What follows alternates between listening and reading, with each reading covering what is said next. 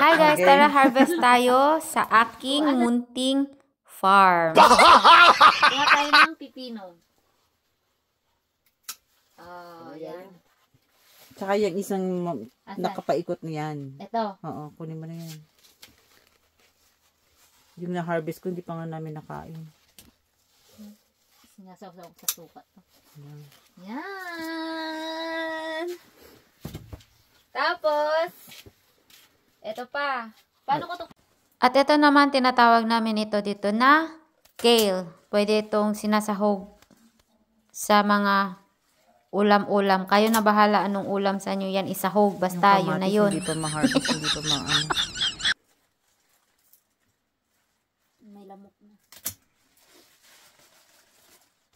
Ito na.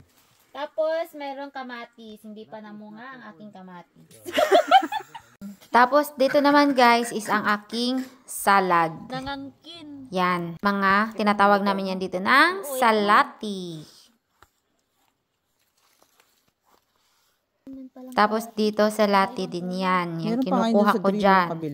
Tapos ito naman is para siyang pechay. Pwede nyo ito ipasahog sa sinigang. Malinamnam na sinigang. Maganda yung cellphone niya. Ako naman. Look. Look how clear is the video. So in September, you know what you will buy for me. Yeah. On your tax return. It's only 1,400. Only. For you! Kasi di ba kung may tax hindi return ito siya na aking ano. farm at ako'y nangangkin lamang kasi tayo'y nagyayabang. At ato Ate Tina for letting me nakaw sa kanyang mga veggies. Ayan, solved na naman ang ating pang sahog-sahog. Kasi naman, lahat ng bilihin dito ang mamahal. So, habang may mapipitas, sige, pitas, pitas, pitas. Thank you, ate.